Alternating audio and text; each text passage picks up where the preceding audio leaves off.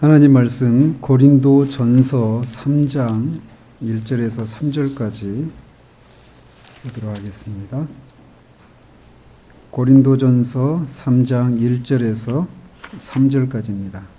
같이 읽도록 하겠습니다.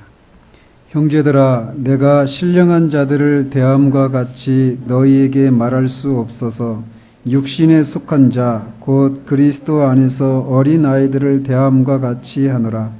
내가 너희를 젖으로 먹이고 밥으로 아니하였노니 이는 너희가 감당하지 못하였음이거니와 지금도 못하리라. 너희는 아직도 육신에 속한 자로다. 너희 가운데 시기와 분쟁이 있으니 어찌 육신에 속하여 사람을 따라 행함이 아니리요.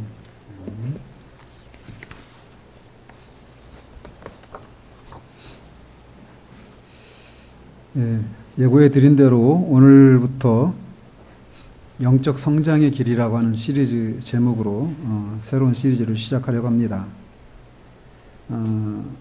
저번 주에도 말씀드렸다시피 이 시리즈를 시작하려고 하는 계기는 우리가 오전에 하고 있는 에베소서 강의, 특별히 3장 17절에 믿음으로 말미암아 그리스도께서 너희 마음에 계시게 하옵시고 라고 하는 의미가 무엇인가를 살피게 된 것입니다. 그때 그 강의하면서 그 구절이 의미하는 것은 이미 그리스도가 그 안에 계신 신자를 위한 기도라고 하는 면에서 이 사도의 이 간구는 처음 신자가 된 이후에 어떤 체험을 의미한다라고 말씀을 드렸어요. 그리고 그것은 그리스도께서 우리의 인격이 중심에 거하셔서 우리의 모든 삶을 통제하시고 그분의 임재를 드러내셔서 우리와 친교를 나누는 것을 의미한다라고 말씀드렸습니다. 그리고 그것에 대한 완벽한 이 상태를 완벽하게 보여주는 구절이 있다라면 갈라디아서 2장 20절입니다. 그런즉 이제는 내가 사는 것이 아니요 오직 내 안에 그리스도께서 사시는 것이다. 그리스도께서 우리 안에 사시면서 하시는 일은 우리의 죄뿐만 아니라 우리의 자아를 통제하신다라고 말씀드렸어요. 제가 주목하고 있는 지점이 바로 이 자아와 관련된 것입니다. 르존스가 말하듯이 우리가 그리스도인의 삶을 살면서 결국 부딪히는 지점은 바로 우리의 자아예요. 아까 우리가 방금 전에 불렀던 찬양 가사 있죠. 낮엔 해처럼 밤엔 달처럼 그렇게 살 수는 없을까. 그러면서 탄식하잖아요. 왜요? 우리 욕심과 못난 자아가. 그죠? 그 욕심과 자아, 이건 다른 개념이거든요.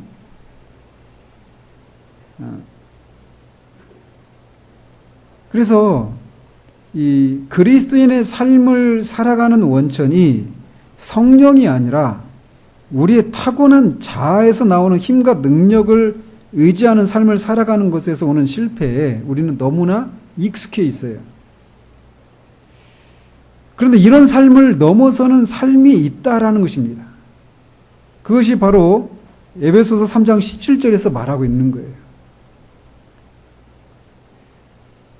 저는 개인적으로 이 17절 말씀을 이렇게 준비하고 만나면서 다시 저 자신을 이렇게 보게 되고 관련된 책들을 이렇게 읽어 나가면서 사실 제 관련된 책들 중에는 10번 넘게 읽은 책도 있습니다. 계속 이런 부분들에 대한 고민들이 있어서. 그래서 그 말씀을 이렇게 전하면서 이걸 좀 더 이렇게 구체적으로 살펴야 되겠다. 그런 생각을 가지게 되었어요. 그러면서 이 어떻게 자아를 이렇게 부인하고 자아를 뭐 여러 가지로 표현할 수 있는데 옛사람을 벗고 새 사람을 입어라. 에베소서에서 이렇게 4장에서 이렇게 말하잖아요. 그게 뭔가? 옛사람을 벗는다. 새 사람을 입는다. 그건 뭔가? 그건 또 이제 4장 가서 더 살필 테니까 그때 에베소서는 에베소서대로 이제 다루기로 하고요. 어쨌든 이 그리스도께서 우리 안에 계셔서 우리의 인격의 중심에 계셔서 우리의 전 삶을 통제하시는 거예요. 죄를 짓지 않도록 통제하시고 우리의 자아에 우리의 타고난 그런 그 본성의 힘을 의지해서 그리스도인의 삶을 살려고 하는 이런 것들을 또 통제하시거든요. 그런 것에 대해서 우리가 잘 배우지 못하는, 그래서 그리스도인의 삶을 성경에서 약속하고 있는 대로 살지 못하는 그런 것이 그냥 너무 일반적인 모습이 되어버린 그런 현실들에 대한 안타까움들이 저 자신에게서도 있고 또 있었고 있고 또 우리 시대 여러분들에게도 있단 말이죠. 그래서 그런 삶, 그렇게 살게 되는 원인이 무엇인지, 그리고 그런 삶이 아닌 더 소위 승리하고 정말 성령의 능력을 힘입어서 그리스도인의 삶을 살아내는 이런 삶의 길이 무엇인가에 대해서 나누고 싶은 마음이 간절해졌습니다. 오늘은 그 첫 번째로, 그러다 보니까 이게 막 벌집을 쑤셔 놓은 것 같은 그런 느낌이 들어요. 이게 뭐 그냥 너무 다룰 얘기들이 많아져 버려가지고 마음에 지금 막 그런 어려움들도 사실 좀 있습니다. 그런데 이제 그래서 이렇게 좀 조금씩 하려고 그래요. 조금씩. 그래서 진짜 이게 그냥 하나의 우리의 정보로서만 남는 게 아니라 진짜 이 말씀을 계기로 내가 전에는 육신에 속한 그리스도인에 불과했는데 이제 신령한 그리스도인의 삶을 살기 시작했다라고 말할 수 있는 그 시작이 진짜 되어지기를 바라요. 그래서 오늘은 그 첫 번째로 그리스도인은 육신에 속한 그리스도인과 신령한 그리스도인으로 나눌 수 있다라고 하는 그 얘기를 다루려고 합니다. 사도 바울은 오늘 본문에서 고린도 교인들을 향해서 우리가 방금 읽은 이 구절에서처럼 너희들이 육신에 속한 자, 즉 그리스도 안에서 어린아이들이라고 말하고 있어요. 또 한 구절에서는 신령한 자들을 대함과 같이 너에게 말할 수 없다.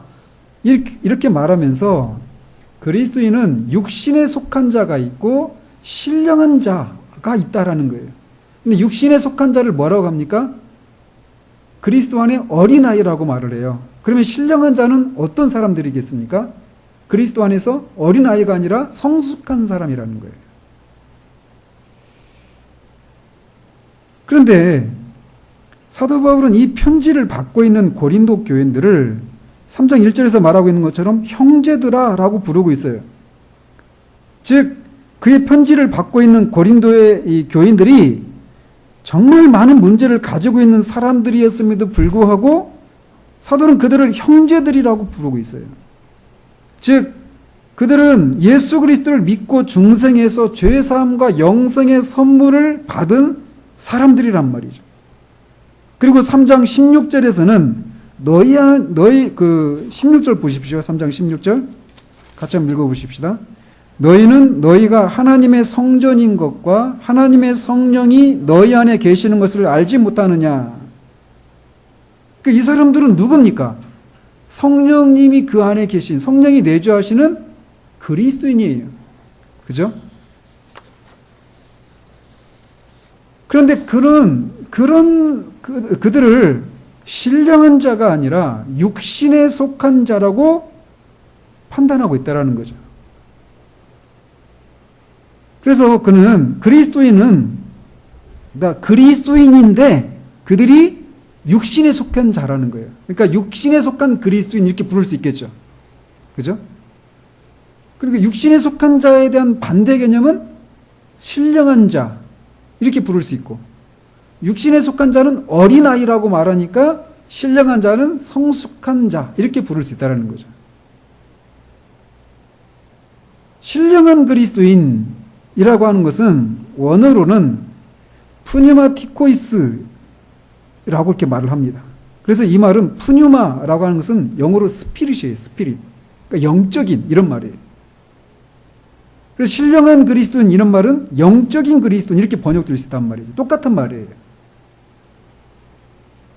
그리고 육신에 속한 그리스도인은 사르키노이스 이렇게 원어로는 그렇게 되어 있는데 이게 사르크스, 육체, 살 이런 뜻입니다. 육신, 육체, 살 이렇게 번역할 수 있어요. 다양하게 이제 나중에 육신이 뭔가 이걸 좀 더 살펴볼 필요가 있는데 그래서 육신에 속한 그리스도는 이 사르키노이스라고 부르고 있고 그리스도 안에서 어린 아이들이라고 그렇게 부르고 있다는 것입니다. 그래서 이렇게 그 말씀이 분명히 우리에게 말해주고 있는 것처럼 그리스도인임에도 불구하고 그리스도인은 이렇게 육신에 속한 그리스도 안에 어린 아이의 상태에 있는 그리스도인이 있고 신령한 그리스도인 또는 영적인 그리스도인으로서 성숙한 그리스도인 이렇게 두 가지 부류의 그리스도인으로 구분할 수 있다라고 말하고 있다는 거죠. 내용을 더 이렇게 나가기 전에 여러분들은 자신이 어디에 해당이 된다고 생각하십니까? 육신에 속한 그리스도인 같습니까? 영적인 또는 신령한 그리스도인 같습니까? 또 자신이 그 두 부류 중에 어디에 속한다고 속으로 생각하고 있잖아요, 지금. 그죠? 근데 그렇게 생각할 때 그렇게 생각하는 근거는 또 무엇입니까?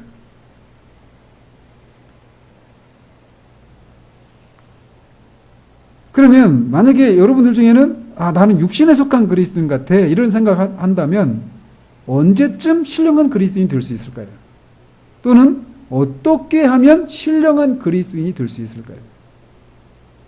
또는 육신에 속한 그리스도인이라고 하는 사람들은 어떤 삶의 특징을, 신앙의 특징들을 드러낼까요? 반대로 신령한 그리스도인들은 어떤 신앙의 그런 그리스도인의 삶의 특징을 드러낼까요? 이런 내용들을 우리가 다루려고 하는 거예요. 다시 말씀드리지만 고린도 교인들은 진짜 믿는 성도들이었어요. 그런데 그들은 신령하지 못했고 육신에 속해 있었다는 것이죠. 그래서 사도 바울은 그들에게 필요한 메시지를 전하기 전에 먼저 그들의 상태가 육신에 속한 자라는 사실을 먼저 밝히고 있습니다. 육신에 속해 있는 어린아이의 상태였기 때문에 신령한 자들에게 전할 그런 메시지를 전할 수 없다라는 거예요. 너희들이 아직 어린아이이기 때문에 신령한 자들을 대하는 것처럼 내가 대할 수가 없다. 이렇게 말을 하고 있다는 거죠. 성경은 거듭났다라고 하는 것을 다양한 방법으로 묘사하고 있습니다. 그 내용은 제가 여러 번 했어요. 거듭남 시리즈를 하면서도 다루었고 또 로이 존스 그 교리 강좌를 하면서도 그렇고 소유리 문답 하면서도 다루었고 여러 번 다루었으니까 그거를 이제 참조하시기를 바라고요.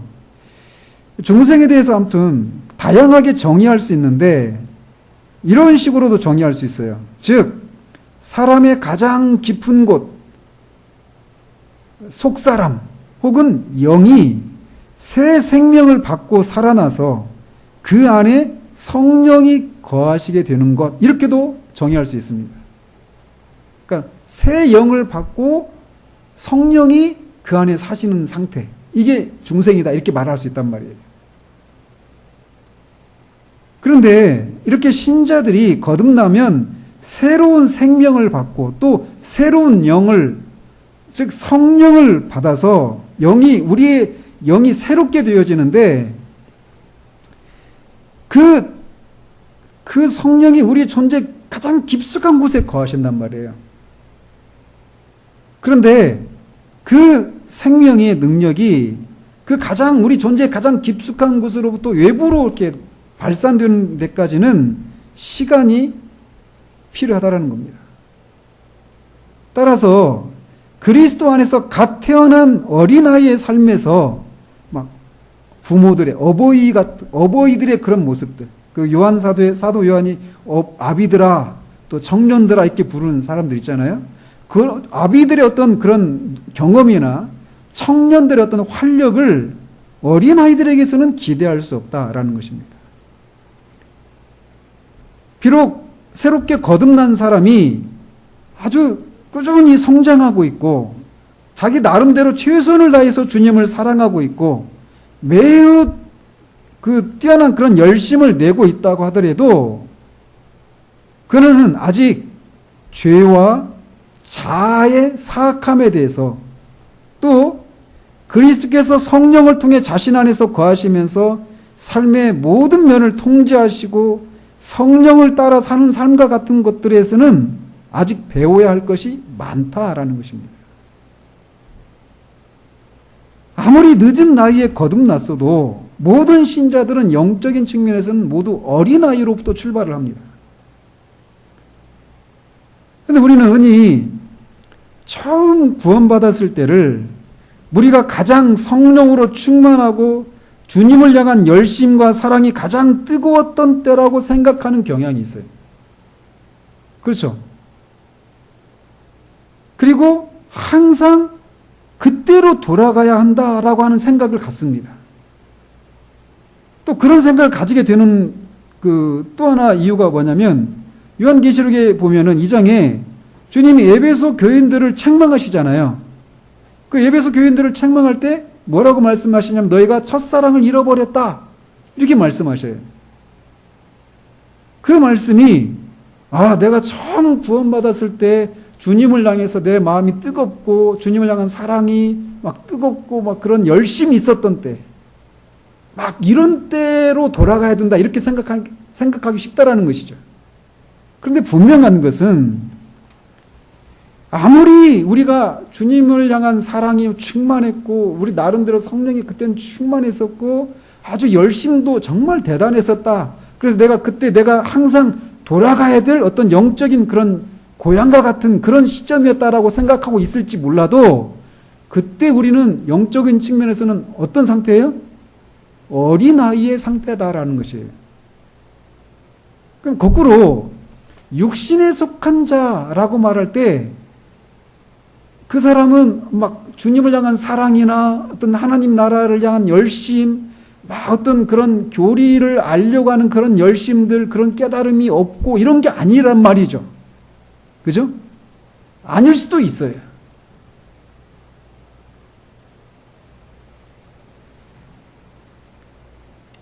주님이 첫사랑을 회복하라, 잃어버렸으니 그 첫사랑을 회복하라라고 하는 것은 어린아이의 상태로, 영적인 측면에서 어린아이의 상태로 돌아가라 이런 말씀이 아니에요. 그거는 바른 출발점이기 때문입니다. 우리가 그 처음 구원받았을 때가 우리 그리스도인이 도달해야 될 최고 그 상태의 목표 지점에 도달한 건 아니란 말이에요. 그건 출발입니다. 근데 출발인데 한 번도 전에 경험하지 못했던 그런 새로운 지평이 열리고 주님을 향한 사랑을 막 경험하고 그런 것으로 말미암은 그런 열심이 생겨서 한 번도 경험하지 않았기 때문에 그때가 가장 뜨겁고 가장 최고의 영적인 상태였다, 성령이 충만했던 상태였다고 생각하기 쉬운데 그렇지 않다라는 거예요. 이거를 먼저 우리가 생각을 해야 됩니다. 그때 여전히 우리는 그런 뜨거움이 있었어도 감정적으로 충만하고 열심을 내고 있었던 그때에도 우리는 어린아이의 상태였다는 거예요. 아직 우리가 보지 못하고 깨달아야 될 것들, 이런 것들이 많다라는 것입니다. 우리가 성령으로 충만하다고 생각했던 그때가 실상은 아직은 어린아이의 상태였다라고 하는 것을 인정하는 것은 쉽지 않습니다. 왜냐하면 우리들 신앙생활의 그 대부분의 경험을 이렇게 돌아보면은 처음 구원의 은혜를 누렸을 때처럼 뜨겁고 열심을 내었던 때가 없어요. 그 뒤로 돌아보면. 그리고 주님을 향한 사랑을 느끼는 것도 그때처럼 더 어떤 뜨거운 그런 경험도 없는 경우가 대부분이에요. 오히려 많은 경우에는 처음 그 시기보다 뒤로 물러나 있는 경험들이 많습니다. 그런 것들이 처음에 그 상태로 돌아가는 것이 우리가 돌아가야 될 그런 어떤 영적인 고향과 같은 그런 생각을 하게 된다는 것이에요. 실상 그렇지 않은 거예요. 거듭 말씀드리지만 우리가 돌아가야 한다고 생각하는 성령 충만하고 사랑과 열심에서 매우 특별했다고 생각하는 그때는 우리가 육신에 속한 그리스도인, 즉 아직 그리스도 안에서 어린아이의 상태였던 때라고 하는 것을 기억해야 돼요. 그럼 여기까지만 해도, 그러면은, 그때를 마치 어떤 육신에 속한 때가 아니고, 막 신령한 때, 영적으로 충만한 때, 막 이런 때 생각하고 있었는데, 그게 육신에 속한 때 어린아이라면 도대체 그럼 신령한 그리스도인의 상태는 어떤 상태인가? 이런 생각하기 쉽죠. 그죠? 해야 됩니다. 왜냐면, 우리가 성경이 말하는 그 기준대로 우리의 상태를 판단할 수 있어야 되거든요. 따라서 많은 경우에 우리가 신령하다고 또는 반대로 육신에 속해 있다고 생각하는 기준들이 성경에서 말하는 것과 다르다라고 하는 것을 알 수 있어요. 지금 사도로부터 육신에 속한 자들이라고 하는 판단을 받고 있는 고린도 교회 상태를 잠시 살펴보면 동의할 수밖에 없습니다. 사도는 1장 4절에서 그들 때문에 하나님께 항상 감사한다고 말하면서 그 이유를 5절과 7절까지 해서 이렇게 말합니다. 한번 보십시오. 1장 5절에서 7절.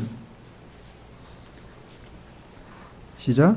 이는 너희가 그 안에서 모든 일, 곧 모든 언변과 모든 지식에 풍족함으로 그리스도의 증거가 너희 중에 견고하게 되어 너희가 모든 은사에 부족함이 없이 우리 주 예수 그리스도의 나타나심을 기다림이라. 그러니까 사도는 이 고린도 교회를 인해서 항상 하나님께 감사한다라는 거예요. 왜? 이들이 자신들이 무엇을 믿는지에 대해서 다른 사람에게 매우 잘 설명할 수 있는, 그러니까 언변에 뛰어난 사람들이었어요. 그러니까 말만 잘하는 게 아니라 그 믿는 내용들을 조리 있게 전할 수 있는 거라는 거죠. 그러니까 오늘날로 말하면 신학적인 지식이, 교리에 대한 그런 지식이 아주 체계가 잡혀 있고, 그거를 체계가 잘 잡혀 있으니까 말을 잘하는 거예요. 그죠? 그리고 지식이 풍족하다는 것입니다. 모든 지식에. 그리스도인으로서 알아야 될 그런 지식들 한두 가지가 아니라 모든 지식에 풍족하다라고 말을 해요. 그래서 그리스도의 증거가, 그 복음에 대한 증거가 그들 안에 견고하다라는 거예요. 자, 이것만 가지고도 이 사람들을 육신에 속한 그리스도인이라고 판단하는 게 좀 과한 거 아닌가, 이런 생각하지 않아요? 그죠? 그리고 그 뒤에 보면은 모든 은사에 부족함이 없다라고 말을 합니다. 그래서 그들이 예배 현장 가보면 막 여기저기서 방언하고 예언하고 막 그러는 거예요. 그러니까 은사들이 너무 막 모든 사람이 다 그런 성령의 은사를 가지고 예배 가운데서 방언도 하고 예언도 하고 막 그러니까 무질서한 거예요. 그래서 사도가 그들에게 예배 현장에 있어서 그런 질서를, 은사를 어떻게 사용해야 되는지 그런 질서를 세워줄 필요가 있는 교회였어요. 자, 오늘날 이런 사람 만나면 우리는 어떻게 생각합니까? 영적인 사람이다, 이렇게 생각하잖아요. 그죠? 그래서 누가 예언한다 그러면 지금 유튜브 보세요. 막 예언하는, 소위 예언자라고 하는 사람들 진짜 많잖아요. 그리고 굉장히 많은 사람들이 그 사람들의 의견에 혹해가지고 막 이리저리 달려다니잖아요. 그죠? 이들은 그랬어요. 그리고 예수 그리스도의 나타나심을 기다린대요. 그러니까 재림을 기다리는 거예요. 얼마나 신실해요. 그죠? 우리 중에 그리스도의 재림을 막 기다리는 사람이 있어요. 마라나타 주 예수의 오시옵소서. 이들이 그랬다라는 거예요.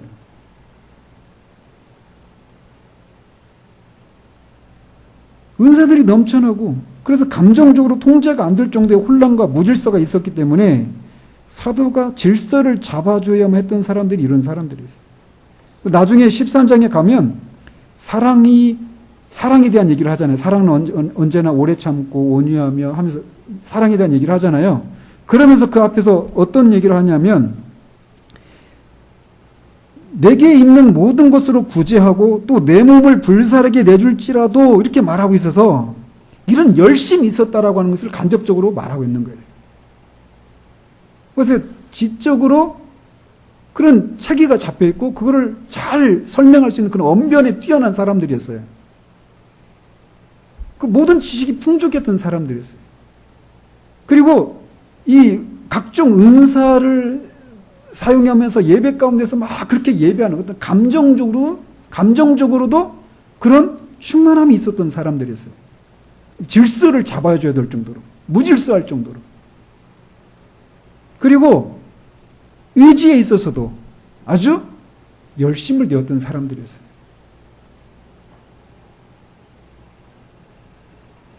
그런데도 사도는 그들을 그리스도 안에서 어린아이들, 육신에 속한 자들이다라고 말하고 있다는 것입니다. 오늘날 이런 사람들을 보고 누가 그리스도 안에서 어린아이, 더 기분 나쁜 표현으로 생각하는 육신에 속한 자라고, 육신에 속한 그리스도인이라고 생각하겠느냐라는 거죠. 고린도 교회가 문제 많은 교회였다고 하는데, 그래서 우리가 그런 생각을 가지고 고린도 교회의 그 영적인 상황들을 보니까 이들이 막 완전히 그냥 엉망진창인 그런 교회라고 생각하는데, 그 속내를 들여다보면 이런 내용들이 있는 교회였단 말이에요.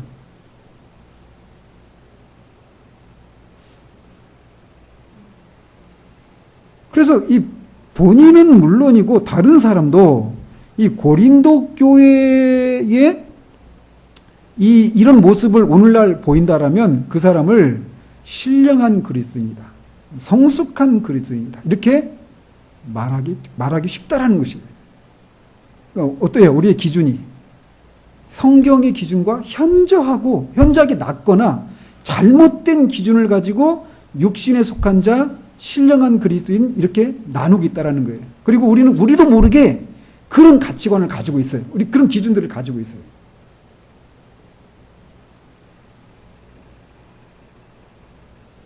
이들은 그리스도 안에서 갓난아이들에 불과했고 육신에 속한 자였습니다. 따라서 육신에 속했다거나 신령하다라고 하는 기준들이 우리가 생각하고 있는 것과 많이 차이가 난다라고 하는 것을 알 수 있어요. 이건 이제 뒤에서 차츰 이제 살펴보도록 합니다. 그런데 이렇게 모든 그리스도인은 어린아이의 상태로 출발해요.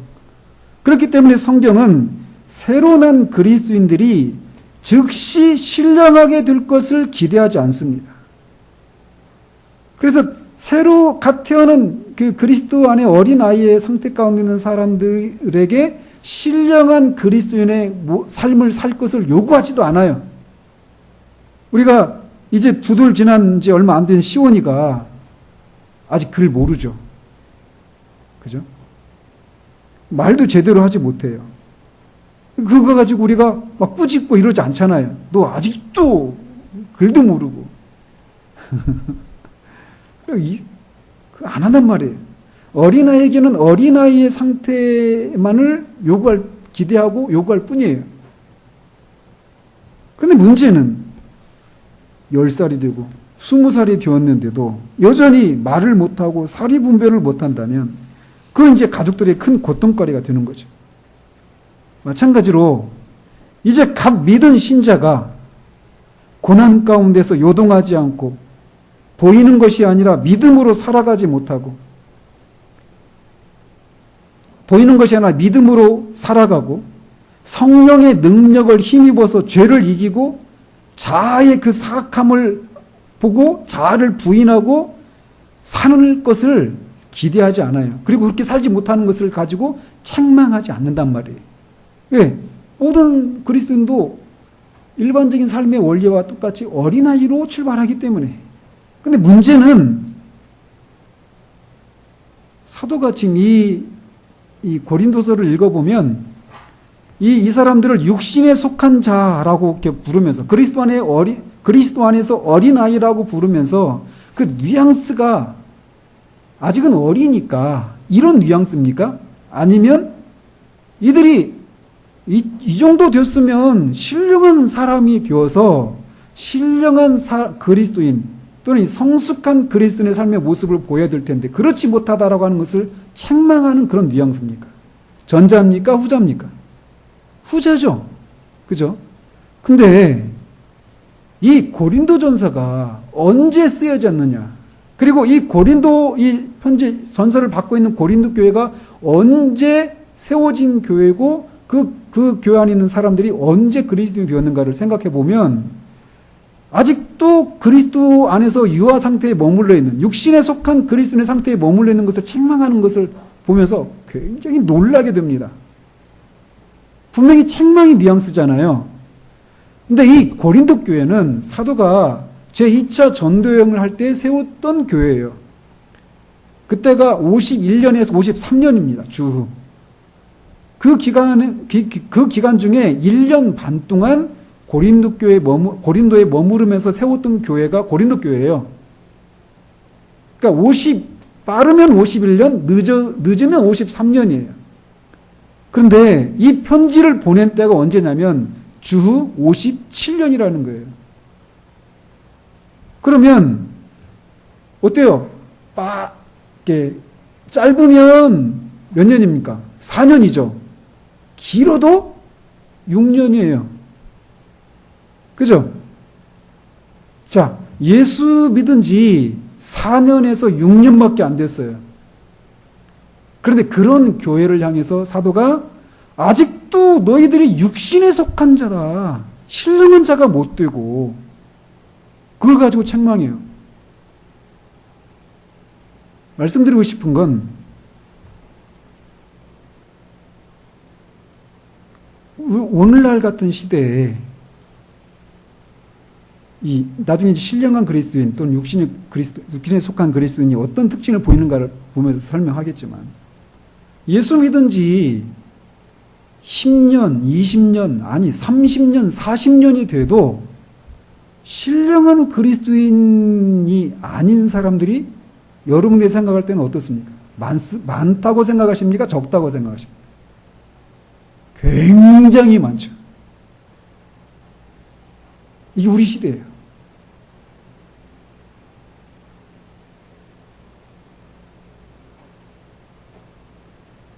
사도로부터 육신에 속한 그리스도인이라, 그리스도 안에 어린아이의 상태에 머물러 있다라고 하면서 책망을 받고 있는 이 고린도 교회가 보였던 그런 아까 말씀드린 어떤 긍정적인 모습들 있잖아요.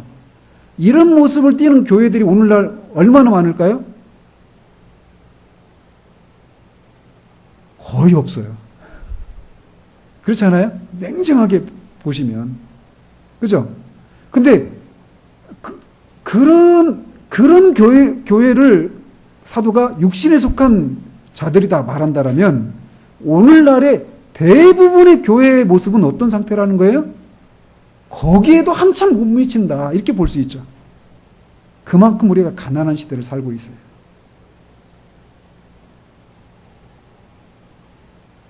놀라운 것은 이렇게 믿은 지 겨우 4년에서 6년, 길어도 7년밖에 안 돼요. 그런데 그렇게밖에 되지 않은 고린도 교회가 아직도 육신에 속한 상태에 머물러 있는 것을 사도가 책망하는 뉘앙스로 말하고 있다고 하는 것을 알 수 있는 것은 육신적인 사람이 영적인 사람으로 변화되는 데는 오늘날 우리들이 경험하고 목도하고 있는 것과는 달리 그렇게 오랜 시간이 걸리지 않는다라고 하는 것을 알 수 있겠죠. 그렇지 않아요? 사도가 만약 예수를 믿은 지 구원받은 지 한 10년, 30년, 40년 거의 죽을 때쯤에나 도달하는 게 신령한 그리스도인의 상태다 이렇게 말한다라면 사도는 지금 아동학대하는 거죠. 일종의. 그렇지 않아요? 할 수 없는 것을 못하는 걸 가지고 책망하는 거예요. 사도는 전혀 그렇게 하고 있지 않다는 것을 우리는 알 수 있겠죠. 분명히 이때쯤이면 너희들이 성숙한 그리스도인이 되어 있어야 되는 것이 정상이라는 거예요. 그러니까 책망한다는 얘기는 이들이 모든 그리스도인이 어린아이의 상태로 출발하지만 그 상태가 우리가 생각하는 것처럼 그렇게 오랜 시간이 걸리는 건 아니다라는 거예요. 그죠? 그리고 이들이 그렇게 책망을 받고 있다는 얘기는 그 시간도 오래 걸리지 않을 뿐더러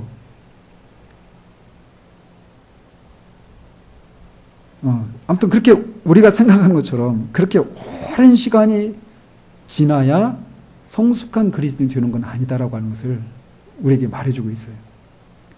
그리고 이 고린도의 그 성도들은 대부분 전에는 그 완전한 이교도들이 다 이교도들이었어요. 우상 숭배자들. 그리고 1장 26절에서 말하고 있듯이 육체를 따라서 지혜롭거나 능력이 많거나 문벌이 좋은 자들이 아니었습니다. 모든 그리스도인은 중생할 때 육신에 속한 그리스도인, 즉 그리스도 안에서 어린아이로 출발하지만 이 상태가 얼마나 지속되는가는 그 사람의 학력 수준하고도 상관이 있다 없다? 없다라는 거예요. 그리고 그가 기독교 가정에서 태어났느냐 아니냐도 중요하지 않다라는 거예요. 믿은 지 오래되었느냐, 믿은 지 얼마나 오래되었느냐,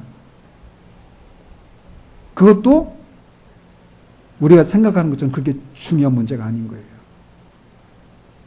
믿은 지 4, 6년, 때는 한 5, 7년, 5년, 7년밖에 안 된 신자들인 그들이 어린아이의 상태로 머물러 있는 기간이 사도가 볼 때는 너무 길다. 이렇게 판단하고 있는 거예요. 그러니까 여기까지만 해도 우리가 충격을 받아야 돼요. 그게 우리가 정상입니다.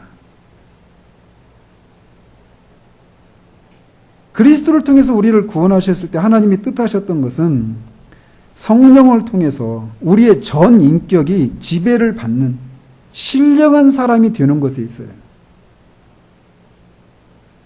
요한복음 3장 17절에 그 상태예요. 그렇기 때문에 이 목표에 방해가 되는 요소들, 즉 죄, 우리의 자아 이런 것들을 제거하심으로써 성령의 능력으로 주님이 이 땅에 사셨다면 사셨을 그 삶을 우리가 사는 것. 그게 하나님 우리를 구원하신 목적이에요. 이것이 가능할까요? 우리의 경험은 이게 가능할까? 라고 하는 생각을 하게 만들지만 우리 안에 계신 성령의 능력은 성령의 능력의 그 강력함으로 이것이 가능하다라는 것입니다. 어쩌면 우리는 너무나 많은 실패를 경험했고 이런 삶을 살아가는 사람들을 거의 못 보았기 때문에 우리 안에서는 이런 얘기를 해도 냉소적인 생각을 가질 수 있어요. 설마 그렇게 되겠어?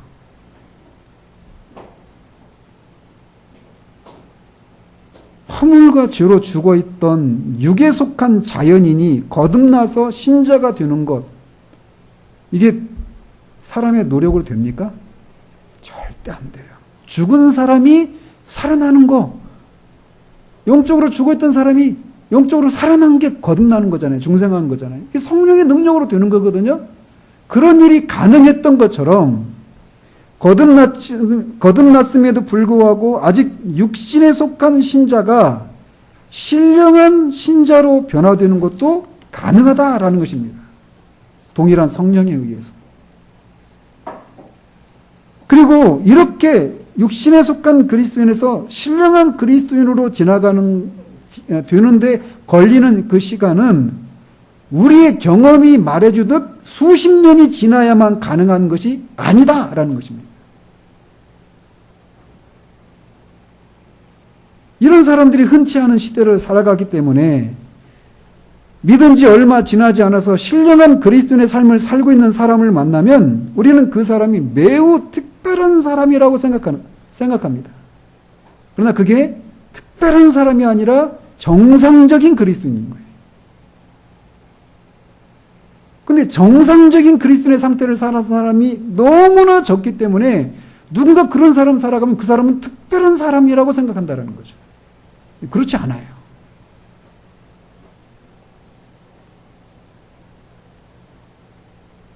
여러분은 주님을 믿은 지 얼마나 되셨습니까?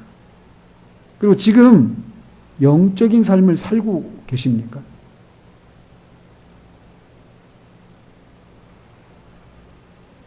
우리는 성령을 근심하게 하면서 우리 스스로도 손해를 보는,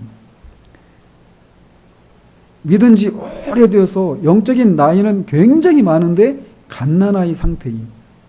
이런 상태가 되어서는 안 된다라는 것입니다.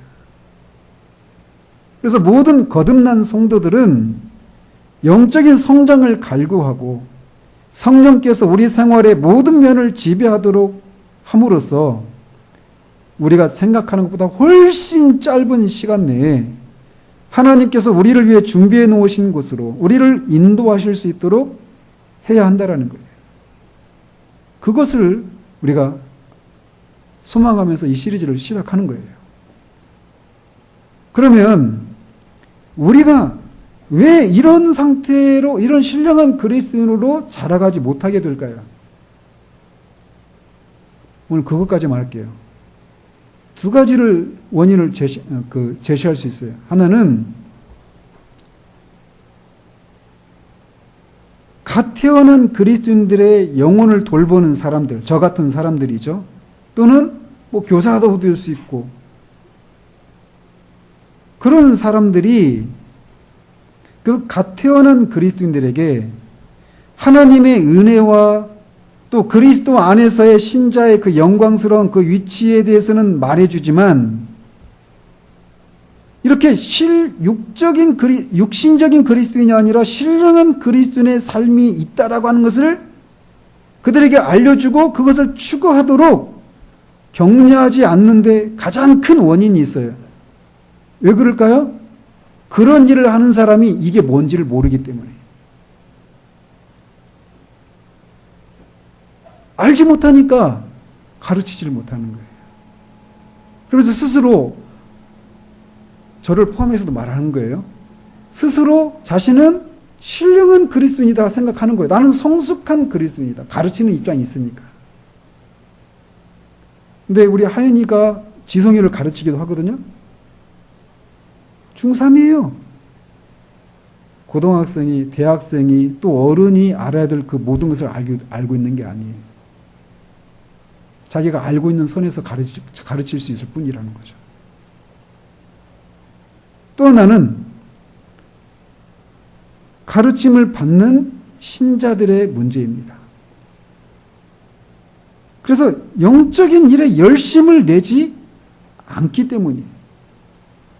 그래서 구원받은 것으로 충분하다고 생각하거나 영적인 의욕이 없거나 영적인 성장을 위해서 치러야 될 그런 대가를 치를 의향을 가지고 있지 않아요. 그 결과 교회가 그 상담학에서는 그 차일드 어덜트라고 하거든요. 그러니까 어른, 아이. 어른이에요, 나이로는. 그런데 영적으로는 아이. 이런 사람들이 많은 상태가 되어버렸다는 것입니다. 저는 이걸 하면서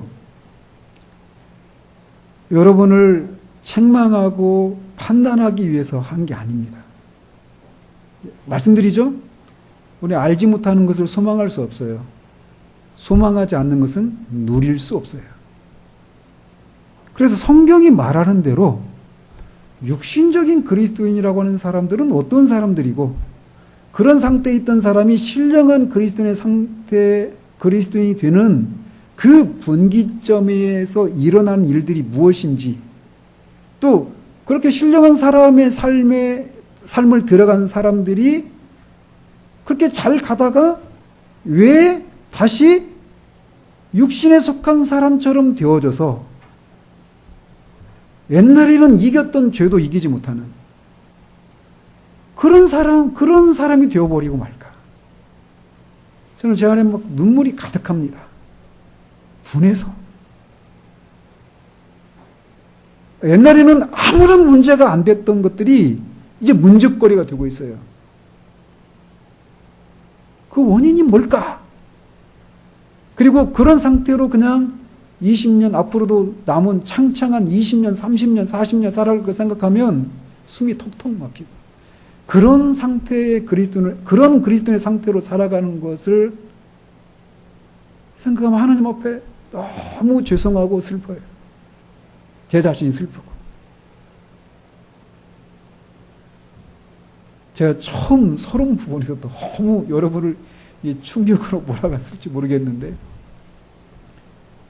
우리가 얼마나 뒤틀리고 왜곡되고 가난한 그런 기준들을 가지고 그리스도인의 상태에 대해서 생각하며 살아가고 있는지, 이걸 먼저 알지 못하면, 그래서 그것 때문에 정말 하나님 앞에서 애통해야 하고 마음이 상하고, 정말 그 하나님이 우리에게 주신 성령을 통해서 우리에게 주신 우리가 살 수 있는 그 승리의 삶, 진짜 그리스도인의 삶, 이거를 향한 그런 갈망, 추구들, 이것들이 우리 가운데 진짜 다시 생겨나야 돼요. 가난한 것들에 익숙해지면 안 됩니다. 분한 마음을 품고 우리에게도 이것을 허락해 주시기를. 그리고 가능합니다. 열려 있어요. 그걸 우리가 이제 열어갈 겁니다.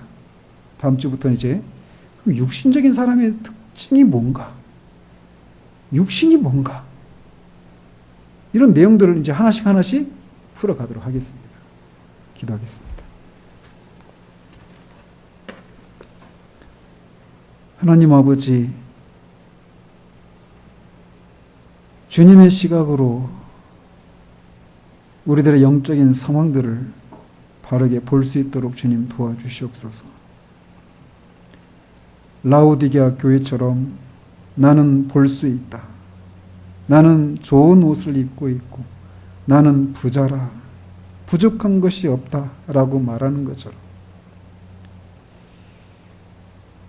성경이 말하는 대로 신령한 그리스도인과 육신적인 그리스도인의 그 기준들이 성경이 말하는 대로 그 기준을 따라서 우리 자신을, 우리 시대를 바라보는 것이 아니라 이 가난하고 영적인 난장이들이 넘쳐나는 이 가난한 시대를 기준 삼아서 그들보다 조금 나은 것 같은 그런 것을 가지고 우리가 만족해야 하고, 그들과는 다른 우리들이라고 생각하는, 그러면서 실상은 사도로부터 육신에 속한 자, 그리스도 안에서 어린아이에 불과하다라고 하는 것을 인해서 그런 책망을 받으면서, 그런 책망을 받았던 고린도 교회보다도 더 못한 그런 우리들의 모습을 아프지만 주의 성령님 우리 가운데 조명해 주시기를 소원합니다. 그래서 정말 우리가 벗었음을 보게 하시고 가난함을 깨닫게 하시며 무기력하고, 어쩌면 우리가 이 시대 가운데 붙들어야 할 만한 가치 있는 것들이라고 생각했던 것들이 실상은 하나님 앞에서 아무런 가치도 없는 것들일 수도 있다는 사실들을 아프지만 두렵지만 보게 하셔서 정말 우리가 진짜를 보고 깨닫는 일들이 아버지 이 시리즈를 통해서 우리 가운데 시작될 수 있도록 주님 도와주시옵소서. 그래서 옛날에는 아무런 문제가 되지 않았던 것들이 이제 우리에게 문제가 되어서 우리 두 발에 무거운 모래주머니를 달고 걸어가는 것처럼 그리스도인의 삶이 너무나 무겁고 버겁게만 느껴지고, 그것마저도 이제는 느끼지 못한 채 그냥 타성에 젖어버린 모습으로 살아가고 있는 이 상태를 흔드시고 새로운 출발을 할 수 있도록 주님 은혜 베풀어 주시기를 소원합니다. 예수 그리스도 이름으로 기도합니다. 아멘.